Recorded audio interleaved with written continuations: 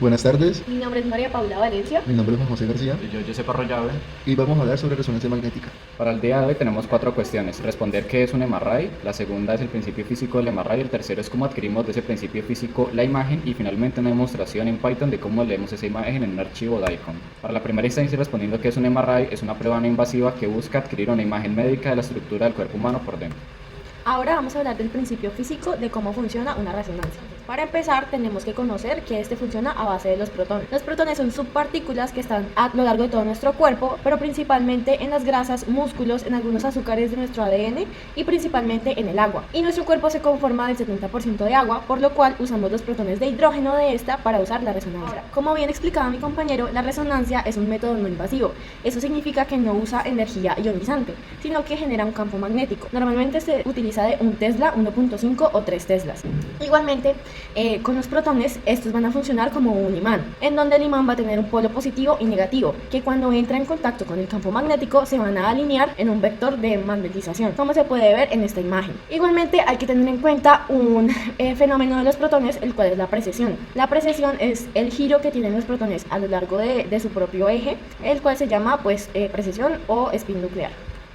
Bueno, esta precesión está dada por la ecuación de Larmor, donde la frecuencia de precesión es igual a la relación giromagnética, que es una constante específica de cada elemento, en el caso de la resonancia para el hidrógeno, multiplicada por la fuerza del campo magnético al que se está sometiendo. Esto es muy importante para el siguiente concepto que vamos a hablar, que es el pulso de radiofrecuencia. Una vez estamos dentro de la resonancia del campo magnético, se van a generar unos pulsos de radiofrecuencia, que son campos magnéticos variantes, mucho más pequeños, que son perpendiculares al campo magnético principal. Esto hace que los protones van a hacer una precesión pues al mismo tiempo sincronizada en la misma fase. Eso se llama magnetización transversal. E igualmente, cuando se induce el pulso, hay un cambio en la magnetización longitudinal, cambiando el plano en el cual los protones están influidos.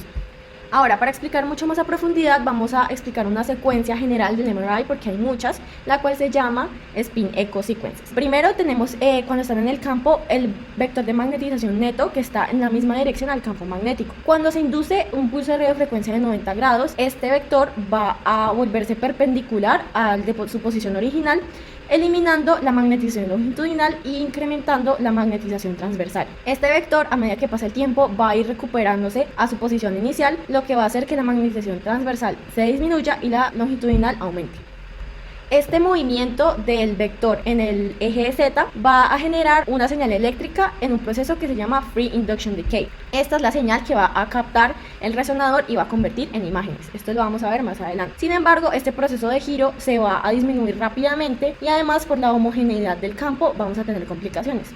Esto se llama el efecto T2 asterisco, donde, como por aquí podemos ver en la imagen, la homogeneidad del campo, algunos de los protones van a hacer precesión más rápido que otra, lo cual va a generar pérdidas en la señal y va a generar estos campos negros en la imagen. Por eso, para solucionarlo, tenemos que agregar un pulso de 180 grados, lo que va a hacer que los protones hagan precesión en la dirección opuesta y así logremos que todos se vayan a sincronizar otra vez y se pueda generar pues la señal y tendremos una imagen completa.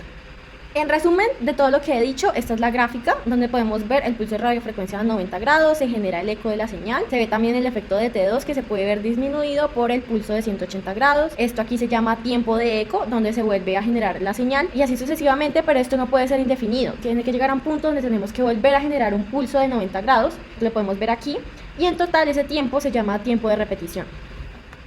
Bueno, además tenemos que introducir el término de tiempos de relajación o de recuperación. Tenemos dos tiempos, el tiempo T1, que es el tiempo en el que se demora en recuperar el 63% de la magnetización longitudinal, y las imágenes ponderadas a T1 pues van a producirse al acortar los tiempos de eco y tiempo de repetición. Por otro lado, el tiempo T2 es el tiempo en el que se pierde el 63% de la magnetización transversal, y las imágenes ponderadas a T2 pues se producen utilizando un tiempo de eco y tiempo de repetición mucho más largo. Otra imagen de las más conocidas o tipo de imagen es el flare. El flare es una secuencia similar a T2, pero que usa los tiempos muchísimo más largos. Aquí podemos ver la imagen de cada uno de los modos que se puede generar la secuencia. Igualmente tenemos estas dos gráficas donde podemos ver diferentes tipos de tejidos y cómo se ven en cada uno de los modos, así como los tiempos en milisegundos en los que se usa cada una de las secuencias. Bueno, yo voy a hablar sobre la adquisición de imágenes. Primero que todo, voy a presentar un diagrama de lo que es un poco sencillo, donde podemos ver el imán, el receptor, el transmisor, el programador de pulsos, consola de computación y controlador de gradientes. Eso era de rasgos lo que compone todo el resonador magnético.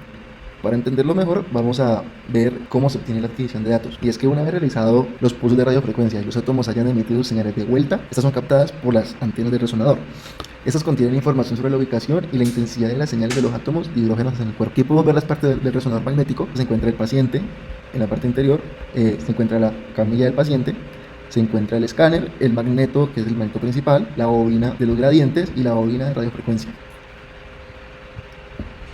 Los gradientes. ¿Qué son los gradientes en sí? El sistema de gradientes consiste en tres bobinas que producen distorsiones lineales en el campo en los ejes X, Y y Z. Esto logra generar campos magnéticos variables o modificar su campo magnético en general. Su disposición pues física y geométrica, y gracias a que se activan en diferentes momentos, instantes, permite pues que el campo cambie a valores magnéticos específicos a cada región del espacio donde se encuentra el paciente. Para entenderlo mejor, el campo magnético en general del resonador nunca va a variar, siempre va a ser el mismo.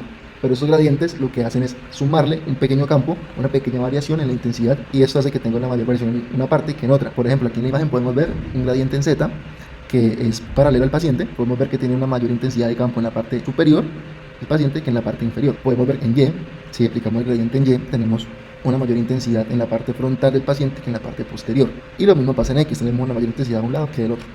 Como ejemplo, vamos a ver cómo se comportan los gradientes para la adquisición de un corte axial, porque esos cortes pues se dan en los planos X y Y. Lo primero que vamos a hacer es definir la variación del gradiente en el eje Z, de manera que solamente una sección axial, la frecuencia de precesión de los protones, pueda entrar en resonancia con el pulso de radiofrecuencia que hemos enviado nosotros. Cuando esa sección entra en resonancia, tenemos un corte en específico. Este corte puede variar. Si nosotros emitimos una señal con una única frecuencia, vamos a tener un corte muy delgado. Si emitimos una señal compuesta por varias frecuencias, vamos a tener un corte mucho más grande, pero pues toma mayor tiempo obviamente. Una vez seleccionada la sección de corte, necesitamos un sistema de coordenadas en esa sección para poder identificar a qué punto pertenece la señal. Se hace una codificación en los ejes X y en el eje Y. En el eje Y se hace una codificación de fase. Se modifica el gradiente de manera que cada fila, los espines van a tener una misma fase de inicio. Como podemos observar en la imagen, en la primera fila tenemos una fase de inicio para estos espines, en la fila de abajo tenemos una fase diferente y así sucesivamente. Mientras que en la codificación en X lo que hace es que varía el gradiente en X de manera que cada una de las columnas tenga una frecuencia de precesión igual. Podemos ver que las columnas van a tener una misma frecuencia de precesión, pero están a distinta fase de inicio. En general, los gradientes magnéticos crean variaciones espaciales en la frecuencia y fase de la señal, lo que permite asignar la ubicación específica a cada señal compuesta.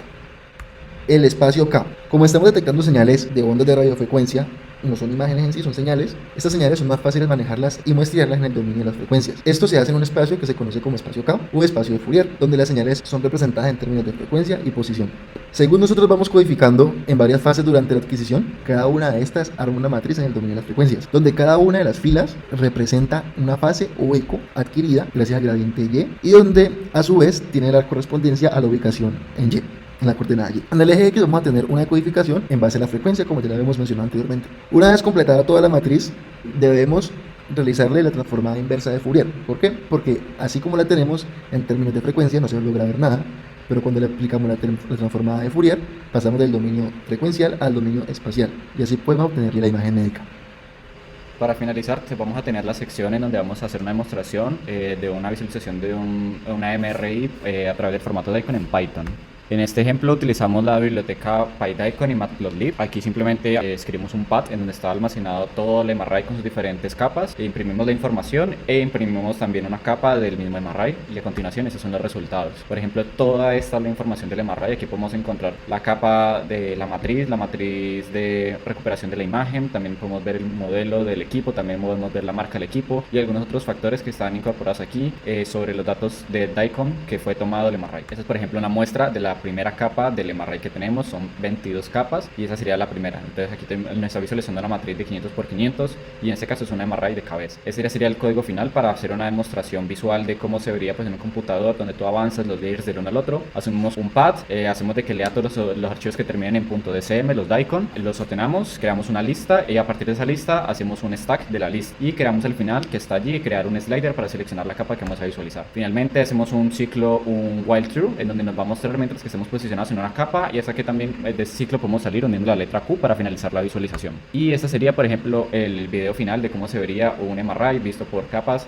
manejando un slider donde capa 6, 7, 8, 9 y 10 sucesivamente y así mismo de regreso. Y ese serían todo. Muchísimas gracias. Estas son las referencias utilizadas para el trabajo.